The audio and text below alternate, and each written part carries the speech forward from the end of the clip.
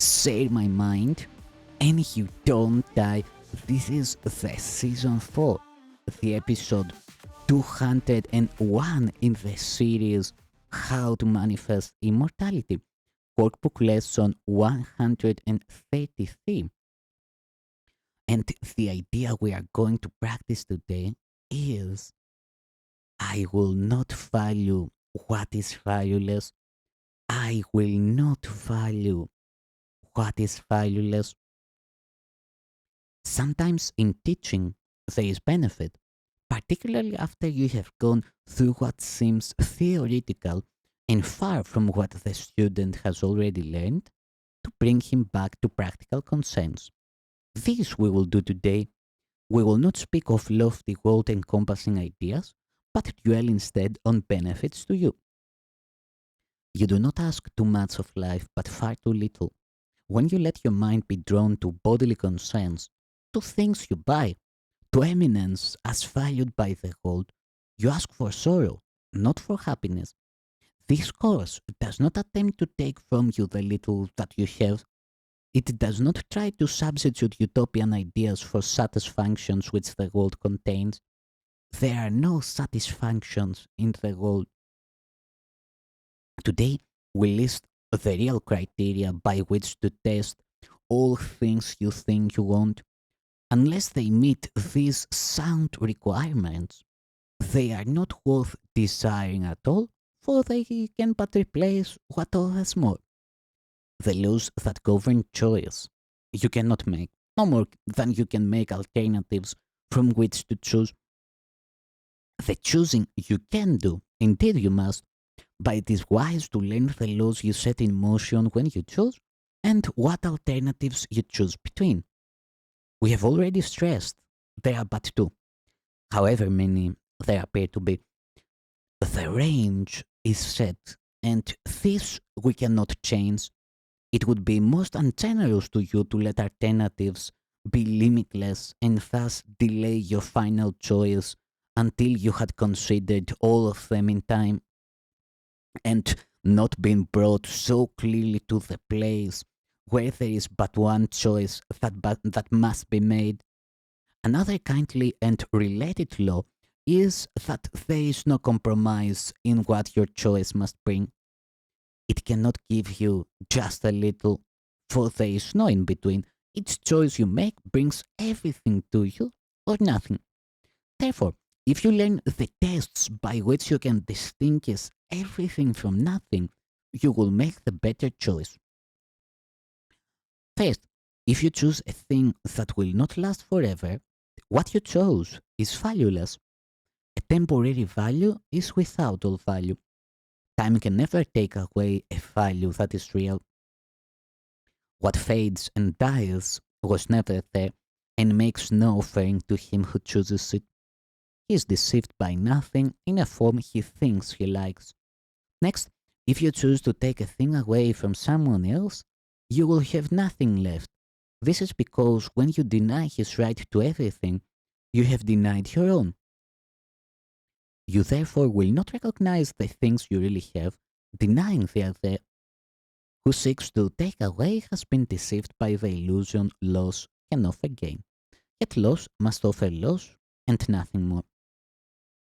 Your next consideration is the one on which the others rest. Why is the choice you make of value to you? What attracts your mind to it? What purpose does it serve?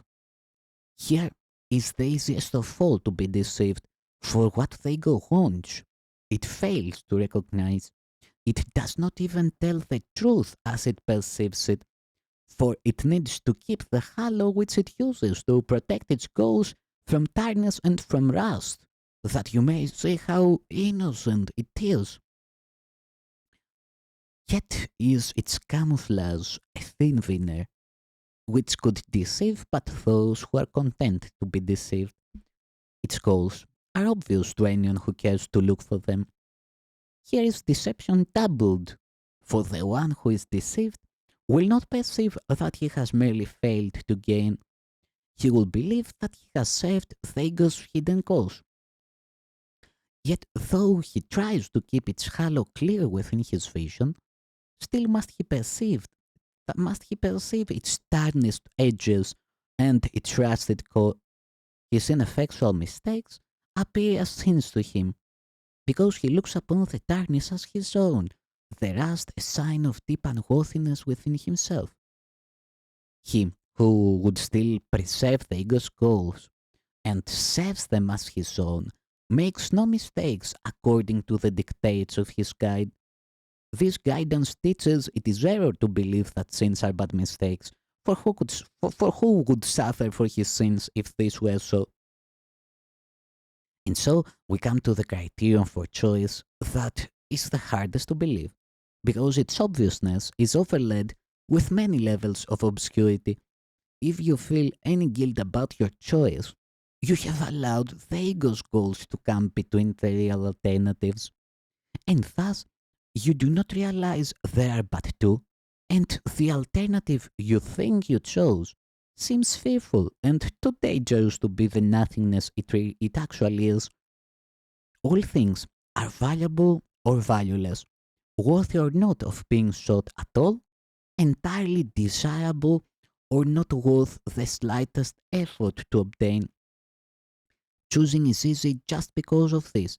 Complexity is nothing but a screen of smoke which hides the very simple fact that no decision can be difficult. What is the gain to you in learning this? It is far more than merely letting you make choices easily and without pain. Heaven itself is reached with empty hands and open minds, which come with nothing to find everything and claim it as their own. We will attempt to reach this state today with self deception laid aside and with an honest willingness to value but the truly valuable and real. Our two extended practice periods of 15 minutes each begin with this. I, I will not value what is valueless, and only what has value do I seek, for only that do I desire to find, and then receive what waits for everyone who reaches unencumbered to the gate of heaven, which swings open as he comes. Should you begin to let yourself collect some needless burdens, or believe you see some difficult decisions facing you, be quick to answer with this simple thought: I will not value what is valueless, for what is valuable belongs to me.